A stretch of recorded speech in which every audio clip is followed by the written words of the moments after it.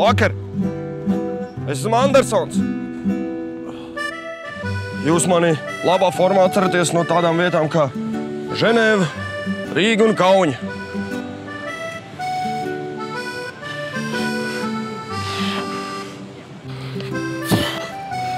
Itālijā savu basketbolistu karjeru noslēdza Štelmachers, fanu sirdīs palika Janičēnoks, pie īstās frizūras tika Freimanis un arēnas gaismas bieži vien izšāva Janka. Nu, Blūms laikam.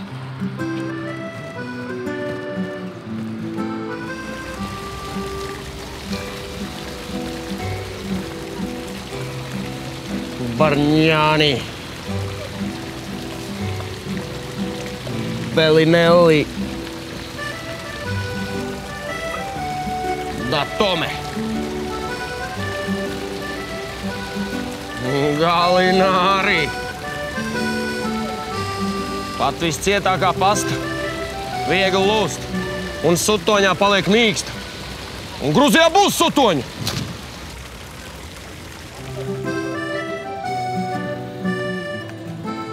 Latvijas un Itālijas basketbola valsts vienība savā starpā ir tikušās 14 reizes.